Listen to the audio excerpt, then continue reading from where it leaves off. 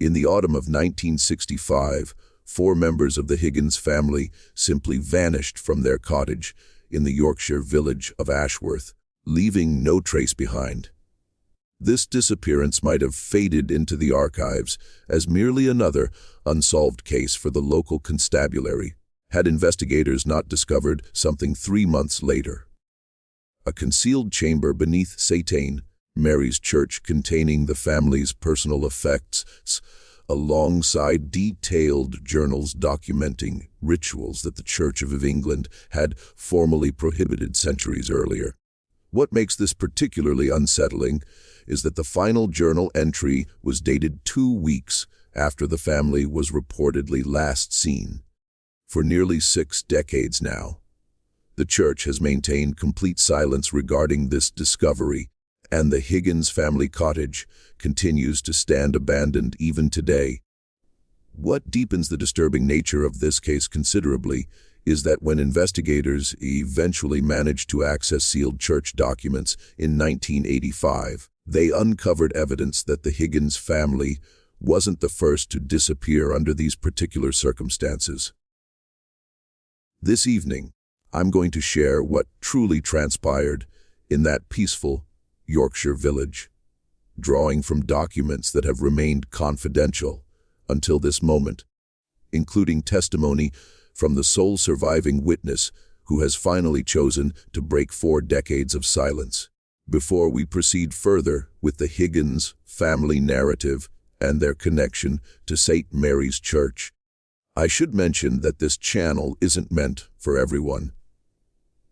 It's intended specifically for those courageous enough to explore the darkest mysteries that others prefer to avoid discussing. If you count yourself among those genuine mystery enthusiasts, please subscribe now and mention in the comments which country you're joining us from. Very few channels are willing to present the stories we share here. Accounts that authorities desperately tried to conceal permanently.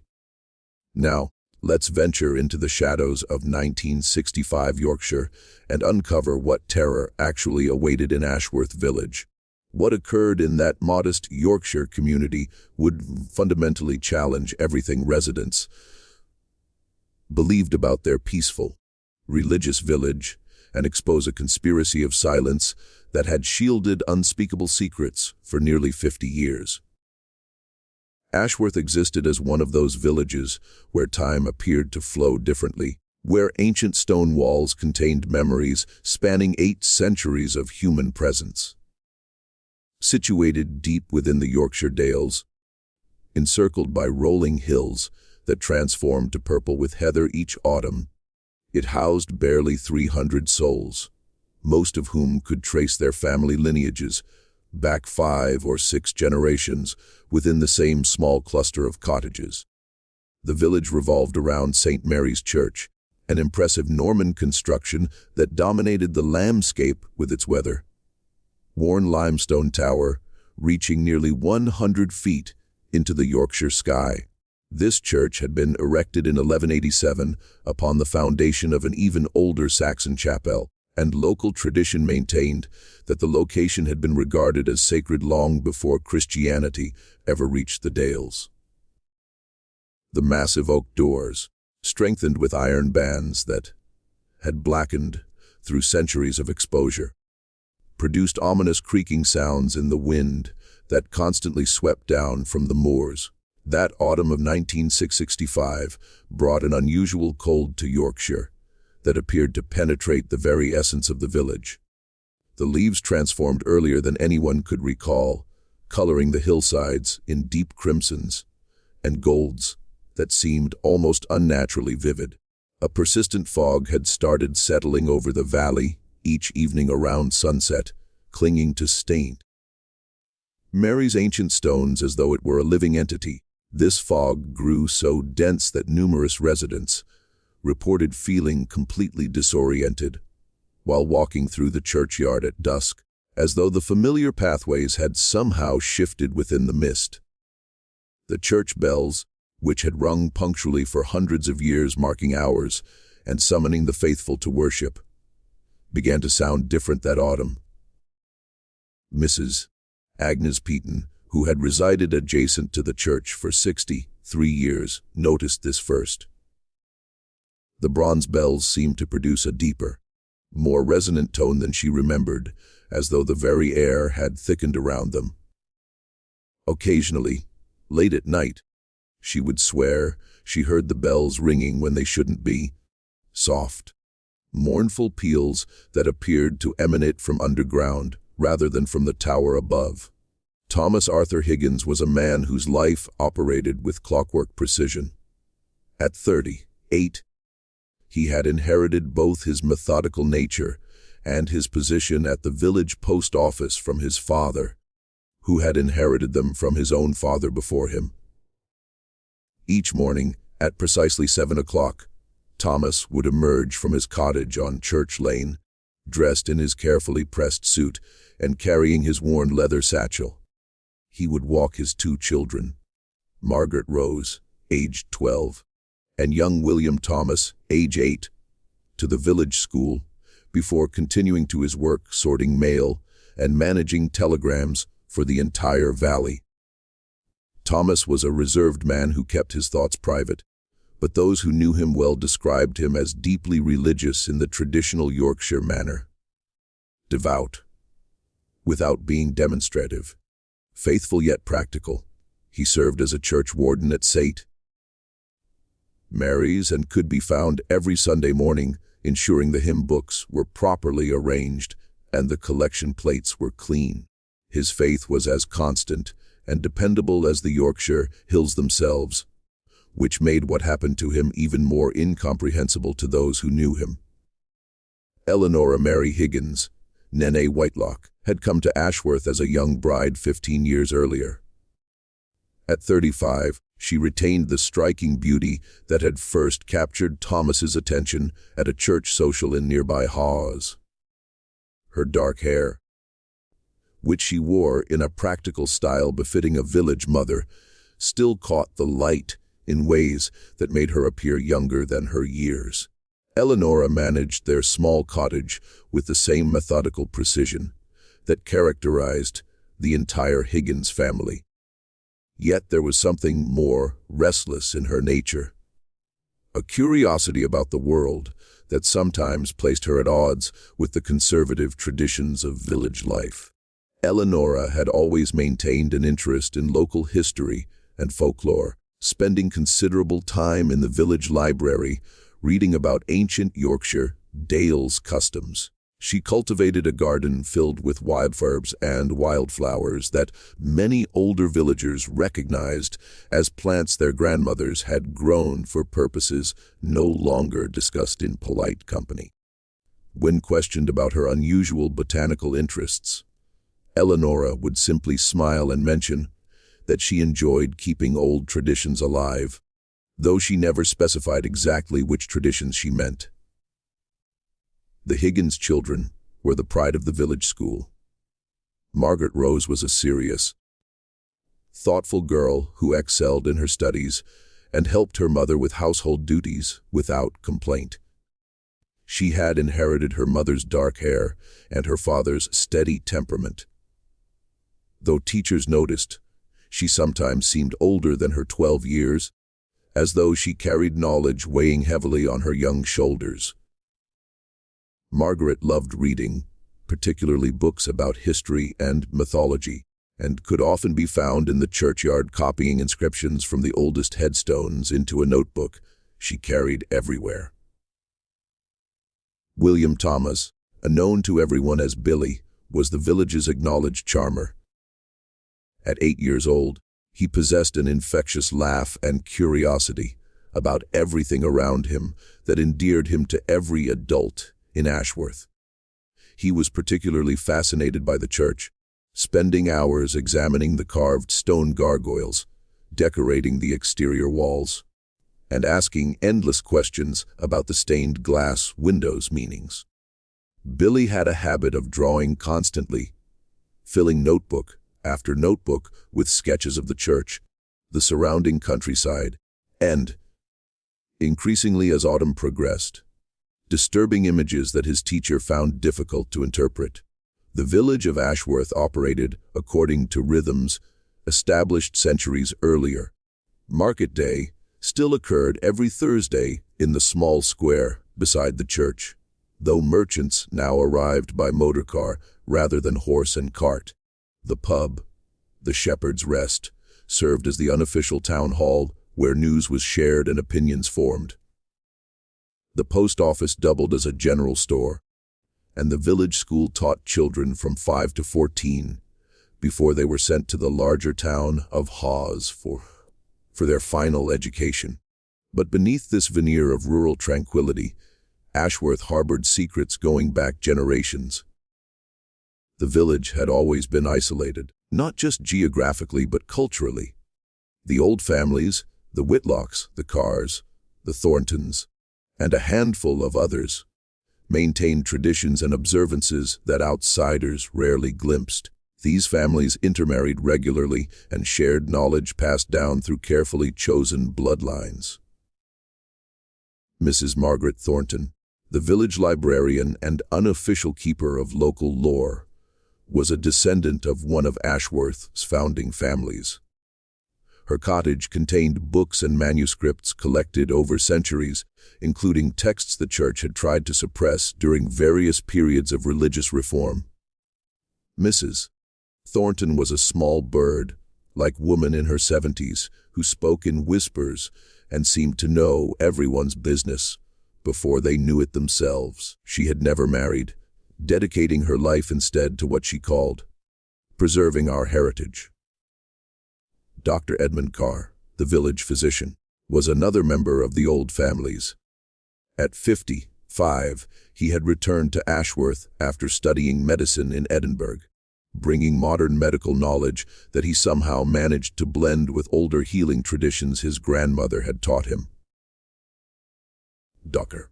Carr maintained detailed records not just of his patients' physical health, but of what he called their spiritual well-being, though he was always vague about exactly what this meant. The local constable, Sergeant Robert Henley, was one of the few authority figures in Ashworth not connected to the old families. He had been assigned to the village 5 years earlier and had gradually become aware that there were aspects of village life remaining hidden from him. Henley was a thorough, methodical man who took pride in understanding his territory completely, and his inability to penetrate certain aspects of Ashworth's social structure had become a source of increasing frustration. Reverend Harold Whitmore had served St. Mary's for 23 years, arriving in Ashworth as a young curate fresh from theological college. Over the decades, he had transformed from an energetic advocate of church reform into something much more complex and troubling.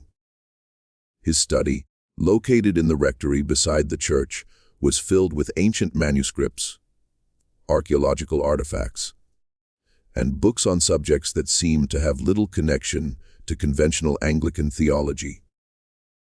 Reverend Whitmore was a tall, thin man with prematurely gray hair and eyes that seemed to look through people rather than at them. His sermons had grown increasingly esoteric over the years, filled with references to older truths and deeper mysteries that left many parishioners confused and unsettled. Yet he remained popular among certain members of the congregation, particularly those from the old families who seemed to understand references that escaped everyone else. In the weeks leading up to their disappearance, several Ashworth residents noticed changes in the Higgins family's behavior.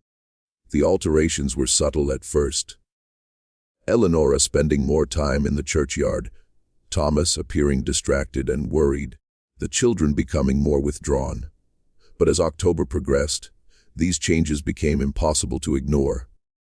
Mrs. Agnes Peaton, whose cottage shared a garden wall with the Higgins property, was the first to notice Eleanora's nocturnal activities. Beginning in early October, Eleanora had taken to spending long hours in St. Mary's churchyard after dark, often carrying what appeared to be bundles of herbs, flowers, and other items Mrs. Peaton couldn't identify in the moonlight. When she worked up courage to ask Eleonora about these midnight excursions, the younger woman simply smiled and replied, "I'm tending to old traditions, Mrs. Peaton. Someone has to keep the proper observances." The phrase, "proper observances," meant nothing to Mrs. Peaton, but it left her with a sense of unease she couldn't shake. Eleonora's tone had been pleasant enough, yet there was something in her eyes suggesting depths of knowledge that made the older woman uncomfortable. Mrs. Peaton began keeping her curtains drawn after dark and found excuses to avoid conversations with her neighbor. Mr. Arthur Finch, who owned the village's general store, noticed significant changes in Eleonora's purchasing habits during October. She had always been a careful shopper, buying only what her family needed and maintaining strict household accounts. But suddenly, she was purchasing large quantities of unusual items. Pounds of coarse salt, dozens of white candles, and what she described as specific herbs. From old Mrs. Weatherby, the village's unofficial herbalist who grew medicinal and culinary plants in her extensive cottage garden. When Mr. Finch commented on these unusual purchases, Eleonora explained that she was preparing for the harvest season, though this explanation made little sense, given that the Higgins family had never maintained more than a small kitchen garden. The items she was buying seemed more suited to some kind of ceremonial purpose than any practical household use. But Mr. Finch was too polite to pursue the matter further. The village school teacher, Miss Sarah Collins, became increasingly concerned about the Higgins children's behavior during October. Margaret, who had always been an excellent student, became distracted and withdrawn. She was often caught staring out the classroom window toward St. Mary's Church, and when called upon to answer questions, she would respond as if awakening from a dream. Her essays, once models of clear thinking and proper grammar, became filled with references to ancient wisdom and forgotten truths that seemed far too sophisticated for a 12-year-old. Young Billy's behavior was even more alarming. The normally cheerful and talkative boy had become obsessed with drawing, spending every free moment creating the same disturbing image repeatedly. The drawing showed robed figures standing around what appeared to be an altar with symbols Miss Collins didn't recognize, but that somehow made her profoundly uncomfortable. When she asked Billy to explain his artwork, he would only say that he was drawing what Mommy and Mr. Whitmore taught me about the old church. Miss Collins attempted to discuss her concerns with Thomas during a parent conference in mid-October, but found him evasive and clearly distressed. Thomas admitted that Eleonora had become involved in what he called historical research with Reverend Whitmore and several other village residents, but insisted it was just academic study. However, his manner suggested he was far from comfortable with whatever was happening in his household. The organization that would eventually be revealed as the center of Ashworth's dark secrets had begun innocuously enough in 1962. Reverend Whitmore had proposed forming a group to study the historical traditions of the Yorkshire Dales, with particular emphasis on the pre-Christian customs that had shaped local culture for centuries before Christianity's arrival. The group initially consisted of 5 members: Reverend Whitmore himself, Mrs. Margaret Thornton, Dr. Edmund Carr, Mrs. Dorothy Weatherby the herbalist, and Mr. James Crawford, a retired schoolmaster who had moved to Ashworth from London. The group met monthly in the church vestry, ostensibly to discuss historical documents and archaeological evidence relating to ancient Yorkshire traditions.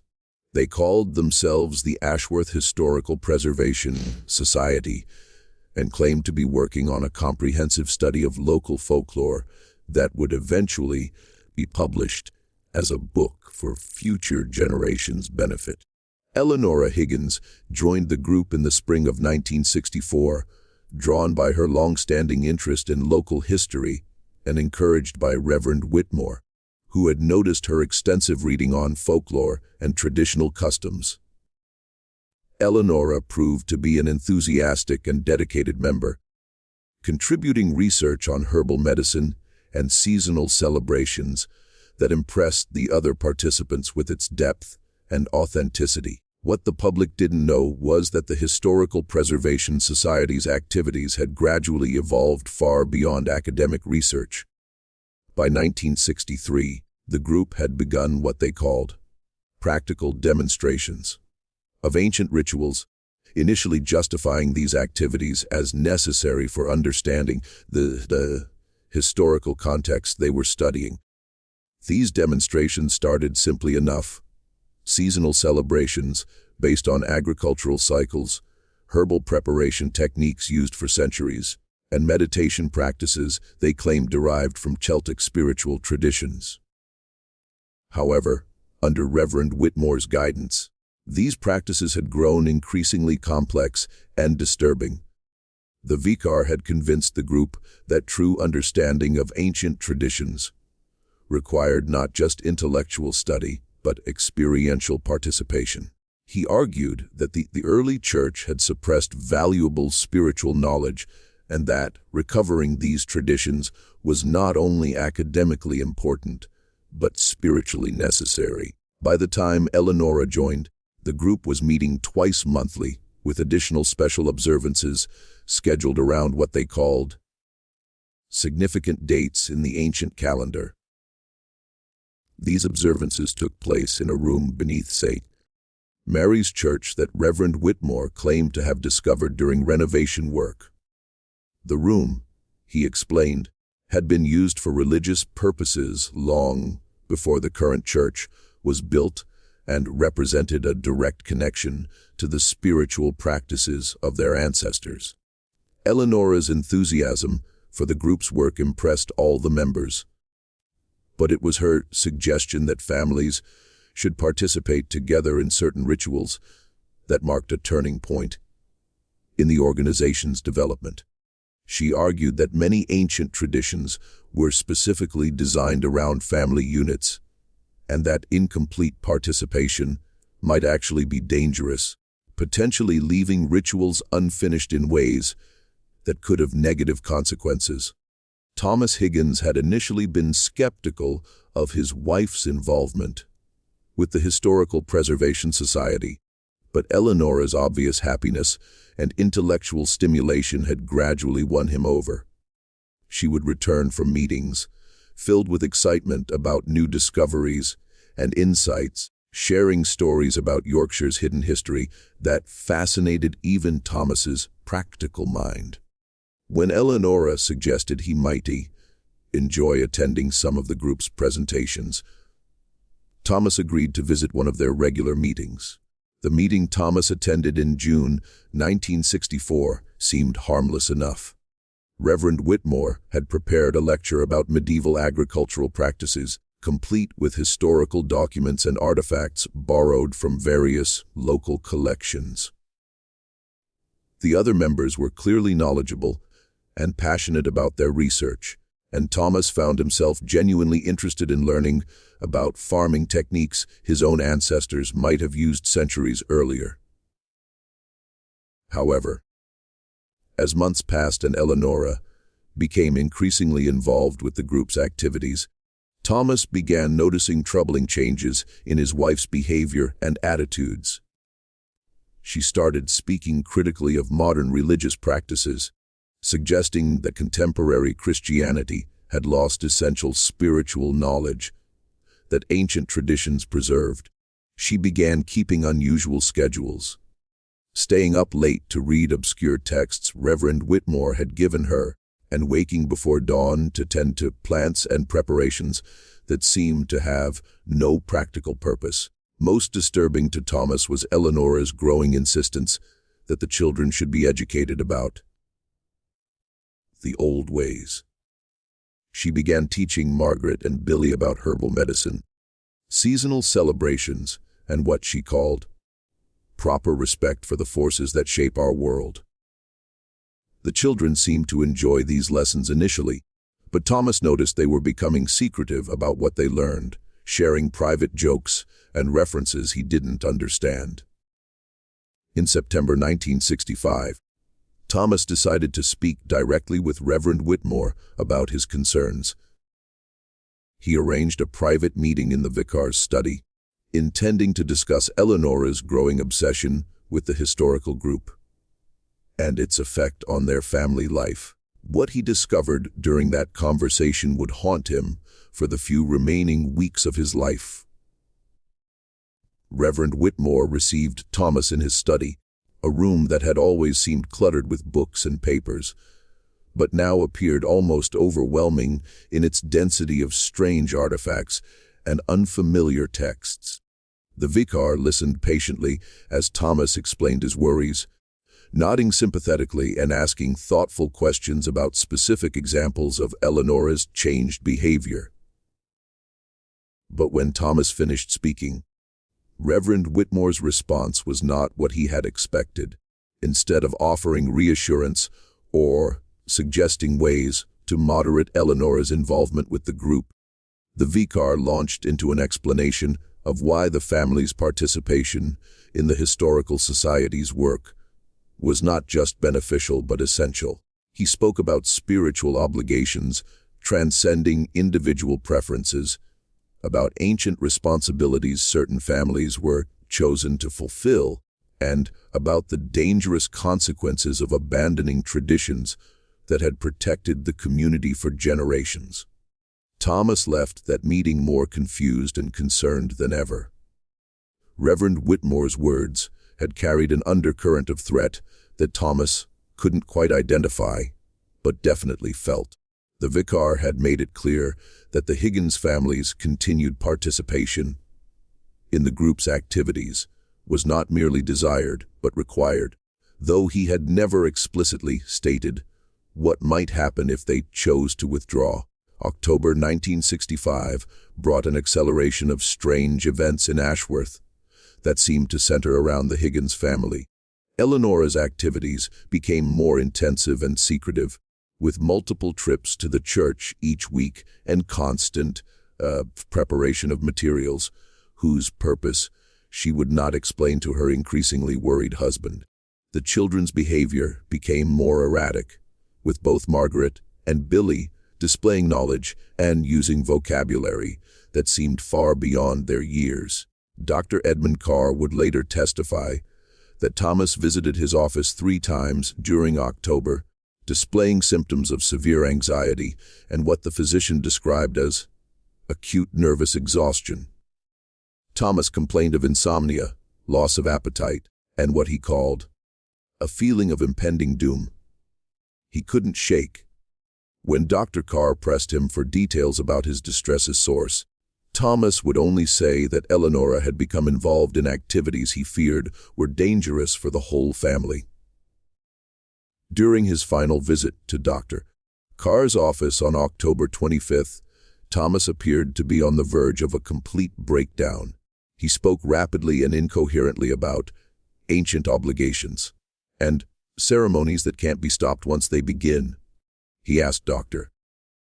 Carr about the symptoms of what he called religious mania and whether there were medical treatments for people who had become convinced they were receiving supernatural communications. Most disturbing, Thomas asked Dr.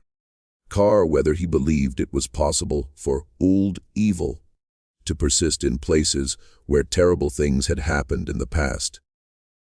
When the doctor asked what prompted this question, Thomas replied that Eleanora had been spending time in parts of the church he was certain had never been open to the public before, and that she claimed to be receiving guidance from sources existing beyond the ordinary world.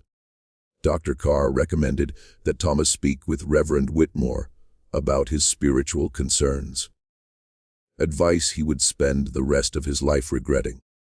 What Dr. Carr didn't know was that the vicar was not a source of help for the Higgins family, but the primary architect of their doom. The final week of October brought dramatic changes to the Higgins household that were noticed by everyone who knew the family. Eleonora stopped attending her usual social obligations and was rarely seen outside her cottage, except for trips to the church. The children stopped playing with their friends and appeared increasingly pale and withdrawn. Thomas missed several days of work, something that had never happened in his 15 years at the post office. Mrs. Peaton later recalled hearing sounds from the Higgins cottage she couldn't identify. Rhythmic chanting, the burning of substances producing unusually acrid smoke, and conversations conducted in voices so low she couldn't make out words, but could detect emotional intensity that made her increasingly uncomfortable. On several occasions, she observed unusual visitors arriving at the Higgins cottage after dark. Figures in dark clothing, who moved with purposeful silence and never stayed longer than an hour. October 31st, 1965, was a Sunday that dawned gray and cold, with the persistent fog that had plagued Ashworth all autumn hanging so low that sate. Mary's tower's top was completely obscured. The morning service proceeded normally with the Higgins family occupying their customary pew in the third row. However, several parishioners later recalled that the family's behavior during the service had been distinctly unusual. Eleonora sat with an expression of intense concentration throughout Reverend Whitmore's sermon, which focused on the theme of ancient covenants and their persistence through time. She appeared to be taking notes in a small leather journal, something she had never done during church services before. Thomas sat rigidly beside her, his face pale and his hands clenched in his lap. The children were unusually quiet, sitting perfectly still in a way that seemed unnatural for youngsters their age. Reverend Whitmore's sermon itself was unlike his usual presentations. He spoke about obligations that transcend individual choice and the wisdom of traditions predating our current understanding. He made several references to tonight's observance and the importance of completing what has been begun. Phrases that meant nothing to most of the congregation, but clearly had special significance for certain members. After the service, the Higgins family was seen walking home together, but their movement seemed somehow different from their usual Sunday routine. Instead of the leisurely pace they typically maintained, they walked quickly and purposefully, as if they had urgent business awaiting them. Mrs. Peaton, who was tending her garden when they passed, later recalled that none of them acknowledged her greeting. Something completely out of character for the normally polite family. The last confirmed sighting of the complete Higgins family was at approximately 12:30 in the afternoon when Mr. Finch observed them entering their cottage and closing the door firmly behind them. What happened next would only be pieced together months later from evidence found in the hidden chambers beneath St. Mary's Church. Mrs. Peaton noticed that the lights in the Higgins cottage were extinguished earlier than usual that evening. By 8:00, the house was completely dark, something that had never happened before on a Sunday night when the family traditionally spent the evening reading and preparing for the week ahead. When she peered through her curtains at 10:00, she could see no signs of life in the cottage at all. But it was sometime after midnight on October 31st that Mrs. Peaton witnessed the event that would haunt her for the rest of her life. She was awakened by sounds she initially thought were part of a dream. Distant chanting that seemed to rise and fall with a rhythm that was both hypnotic and deeply disturbing. When she realized the sounds were real, she moved to her bedroom window to investigate their source. What she saw in St. Mary's churchyard defied rational explanation. Figures carrying candles or torches were moving in what appeared to be a procession around the church building. The figures were dressed in dark robes that obscured their identities. but their movements were purposeful and coordinated, suggesting a ceremony that had been carefully planned and rehearsed. The chanting continued for what seemed like hours, rising and falling in intensity, but never stopping completely. Mrs. Peaton was certain she could hear children's voices among the adult ones. High, clear notes that stood out against the deeper tones of the adult participants. The sound made her feel physically ill, though she couldn't explain why. Most disturbing of all, the procession eventually disappeared. Mrs. Peaton watched as the figures moved toward the church building and simply vanished, as if the ancient stone walls had opened to receive them. The lights continued to flicker in the churchyard for several more hours, but she never saw the participants emerge. Monday morning, November 1st, 1965, began what would become one of the most perplexing missing persons investigations in Yorkshire history. When Thomas failed to appear at the post office by his usual time of 18:15 a.m., his supervisor, Mr. Gregory Walsh, initially assumed the family was dealing with illness or some other temporary emergency. However, when repeated telephone calls to the Higgins cottage went unanswered, Mr. Walsh decided to investigate personally. He walked to Church Lane and knocked on the cottage door, receiving no response. When he peered through the windows, he could see that the interior appeared neat and undisturbed, but there were no signs of current occupation. The cottage felt empty in a way that suggested the absence was not temporary. Mr. Walsh contacted Sergeant Robert Henley, who arrived at the cottage within 30 minutes, to begin a preliminary investigation. What Henley found would puzzle him for months and eventually lead to discoveries that would shake the entire Ashworth community to its foundation. The cottage door was unlocked. Something unusual, but not unprecedented in a village where most residents trusted their neighbors completely. The interior was immaculately clean and organized with no signs of struggle, hasty departure, or foul play. The family's personal belongings were in their expected places.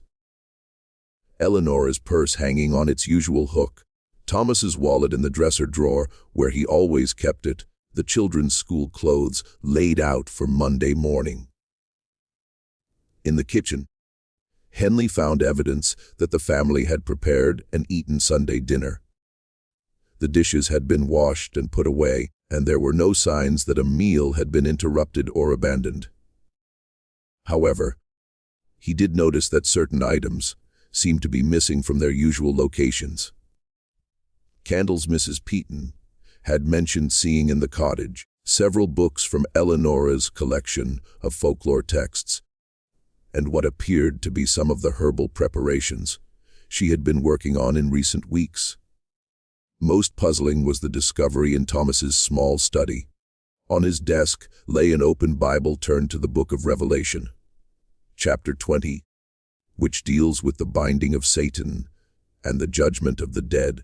Written in the margin, in what appeared to be Eleanor's handwriting, was a single line: "The old covenant must be honored at all costs." Below it, in Thomas's more angular script, were the words, "God help us all. I fear we have gone too far to turn back." Sergeant Henley spent the entire day conducting interviews with every Ashworth resident who might have information about the family's disappearance. The picture emerging from these conversations was troubling and contradictory. While everyone agreed the Higgins family had been acting strangely in recent weeks, no one could provide specific information about where they might have gone or why they would leave without telling anyone. Henley's investigation quickly revealed that several key community members were being less than forthright about their knowledge of the family's activities. Reverend Whitmore, when questioned about the Historical Preservation Society, acknowledged that Eleanor had been an active member, but insisted the group's activities were purely academic and couldn't possibly be connected to the disappearance. However, When Henley pressed for details about the group's recent meetings and activities, the vicar became evasive and defensive. Whitmore claimed the society's records were confidential and revealing their discussions' content would violate other members' trust. He suggested the family had probably decided to take an impromptu vacation and would likely return within a few days. Dr. Carr was even less helpful, claiming patient confidentiality prevented him from discussing his recent conversations with Thomas. When Henley pointed out that missing persons investigations took precedence over normal confidentiality requirements, Dr. Carr reluctantly admitted Thomas had been suffering from anxiety related to family pressures, but refused to elaborate on the specific nature of these pressures. Mrs. Thornton, the librarian, proved to be the most forthcoming of the Historical Preservation Society members, though her information was more disturbing than helpful. She acknowledged the group had been researching ancient religious practices and that some members had become perhaps too enthusiastic about implementing their discoveries. When pressed for details, she mentioned that recent meetings had focused on what she called seasonal observances that were traditional in this area centuries ago. The breakthrough in Henley's investigation came from an unexpected source. Miss Sarah Collins, the school teacher, approached him 3 days after the disappearance with a collection of drawings Billy Higgins had created during October. The drawings depicted robed figures gathered around what appeared to be an underground altar with symbols and arrangements that seemed far too sophisticated for an 8-year-old child to have invented. Miss Collins also provided Henley with essays Margaret had written in the weeks before the disappearance. The essays dealt with topics such as the wisdom of ancient traditions and why modern people have forgotten important truths. The writing was technically excellent, but contained ideas and references that seemed to come from adult sources rather than a 12-year-old's imagination. Armed with evidence that the Historical Preservation Society was involved in activities far more serious than academic research, Sergeant Henley decided to search St.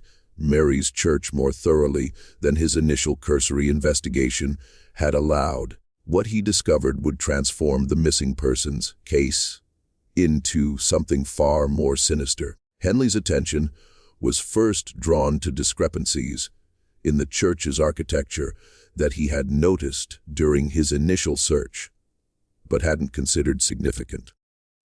Certain walls seemed thicker than necessary, and there were spaces in the building's layout that didn't correspond to any visible rooms. When he measured interior dimensions against exterior walls, he found gaps suggesting hidden spaces existed. His suspicions were confirmed when he discovered loose stones in the wall behind the altar. The stones had been carefully fitted to blend seamlessly with surrounding masonry, but close examination revealed they could be removed to reveal a passage leading downward into darkness. The passage was narrow and steep, carved directly into living rock beneath the church foundation. The hidden chamber of Virginia found at the passage's bottom was unlike anything he had ever encountered in his 15 years of police work. The space was roughly circular, approximately 30 feet in diameter, with walls covered in symbols appearing to be a mixture of Christian imagery and much older pagan markings. The floor was made of the same ancient stone as the church above, but arranged in a complex pattern that seemed to draw the eye toward a central altar. The altar itself was a massive block of black stone that clearly predated the Norman church by centuries. Its surface was stained with substances Henley preferred not to identify, and it was surrounded by candles, dried herbs, and other materials suggesting recent use. The air in the chamber was thick with lingering incense scent and something else, a metallic odor that made Henley's stomach turn. But it was the personal belongings scattered around the chamber that confirmed Henley's worst fears about the Higgins family's fate. Eleanora's wedding ring lay on the altar, along with Thomas's pocket watch, Margaret's school ribbon, and Billy's favorite toy soldier. The items were arranged carefully, as if they were offerings rather than simply discarded possessions. More disturbing than these personal effects were the documents Henley found throughout the chamber. Handwritten journals, some dating back decades, described rituals and ceremonies conducted in the underground space by successive generations of Ashworth residents. The most recent entries were in Eleanora's distinctive handwriting and revealed the Historical Preservation Society's activities' true nature. Eleanora's journal entries dating from her first involvement with the Historical Preservation Society in 1964 through the final entry on October 30, 1965, provided a detailed account of how academic research had gradually transformed into something far more dangerous and obsessive. The early entries showed genuine intellectual curiosity about local traditions and folklore. But as months passed, the tone became increasingly reverential toward what Eleanora called the old wisdom and the true faith. By the spring of 1965, Eleanora's journal entries revealed that the Historical Preservation Society had moved far beyond theoretical research into what they called practical restoration of ancient religious practices. The group had convinced itself that modern Christianity had corrupted essential spiritual truths and that recovering older traditions was not just academically interesting, but spiritually necessary for the community's well-being. Eleanora wrote extensively about rituals the group had begun performing in the hidden chamber, starting with simple seasonal celebrations and gradually progressing to more complex ceremonies she claimed had been practiced in the Yorkshire Dales for thousands of years before Christianity arrived. She described these rituals in loving detail, emphasizing their beauty and spiritual power, while glossing over aspects that might have concerned a more objective observer. The most disturbing entries dealt with what Eleanora called the harvest ceremony, a ritual she claimed was essential for maintaining the community's spiritual protection. According to her research, this ceremony required a complete family unit's participation and could only be performed on specific dates when barriers between worlds were thinnest. Eleanora's final entries revealed she had convinced herself that her family had been chosen for a special role in preserving ancient traditions. She wrote about signs and portents appearing in recent weeks, suggesting the time had come for the Higgins family to fulfill their spiritual obligations. The tone of these entries was ecstatic and filled with religious fervor bordering on mania. But it was the discovery of a second journal hidden beneath loose stones in the chamber floor that provided the most shocking revelations about what had really happened to the Higgins family and countless others before them. The hidden journal was bound in cracked leather and appeared much older than Eleanora's records. The handwriting belonged to multiple authors spanning several decades, with entries dating back to the 1920s. What Sergeant Henley found in these pages would reveal that the Ashworth Historical Preservation Society was not a recent aberration, but part of a conspiracy operating for nearly 50 years. The earliest entries were written by Reverend Whitmore's predecessor, Father Michael Blackwood, who had served St. Mary's from 1919 until his mysterious death in 1942. Father Blackwood's initial entries described his discovery of the underground chamber during renovation work and his fascination with the ancient symbols and artifacts he found there. Like Whitmore after him, Blackwood had been an educated man with interests in archaeology and local history. However, Father Blackwood's journal revealed a gradual descent into obsession and ultimately something far darker than academic research. By the mid-1920s, he was writing about communications he believed he was receiving through meditation in the underground chamber. These communications allegedly provided instructions for rituals that would ensure the community's prosperity and protection from outside threats. The journal contained detailed descriptions of ceremonies Father Blackwood claimed were based on authentic ancient traditions, but which were clearly his own inventions. Influenced by his reading of occult literature and his growing psychological instability, the rituals became increasingly elaborate and demanding, requiring specific participants chosen according to criteria that seemed to change based on Father Blackwood's personal whims and paranoid delusions. By 1928, the journal entries revealed that Father Blackwood had recruited a small group of followers willing to participate in his ceremonies. The group included many of the same family names that would later be involved in Reverend Whitmore's Historical Preservation Society.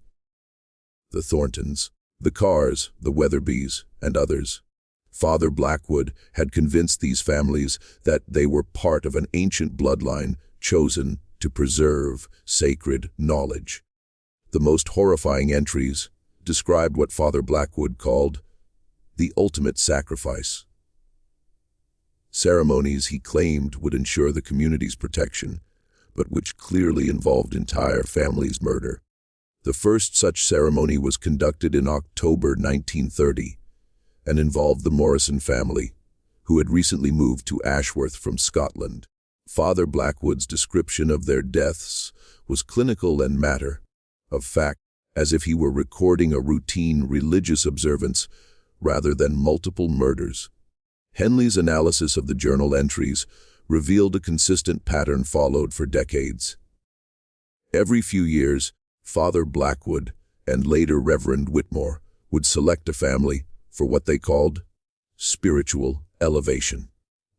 The selection process was based on criteria designed to target families who were either new to the community or socially isolated in ways that would make their discreetly delayed outsiders lessly to attract outside attention. The Morrison family in 1930 had been followed by the Hartwell family in 1933, the Spencers in 1936, and the Dunbars in 1939.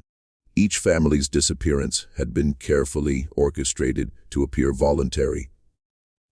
Their possessions would be quietly disposed of, their cottage rented to new tenants, and anyone asking questions would be told the family had decided to immigrate or move to another country part. Father Blackwood's death in 1942 had temporarily interrupted the pattern, but Reverend Whitmore's arrival in 1943 had marked the beginning of a new phase. Whitmore's journal entries, which began appearing in the Hidden Record in 1945, showed that he had discovered Father Blackwood's work and initially been horrified by what he found. However, over several months, Whitmore had convinced himself that his predecessor's actions had been spiritually justified. Whitmore's rationalization process was documented in painful detail. He wrote about prayer and meditation sessions in the underground chamber, where he claimed to receive divine guidance about continuing Father Blackwood's work. He interpreted various coincidences and natural events as signs that the murders had indeed protected the community from disasters that would otherwise have befallen it. By 1947, Whitmore had resumed the pattern of ritualized murder, selecting the Fletcher family as his first victims. His journal entries showed he had refined Father Blackwood's methods, developing more sophisticated techniques for psychological manipulation and community misdirection. Whitmore understood that the key to maintaining the conspiracy was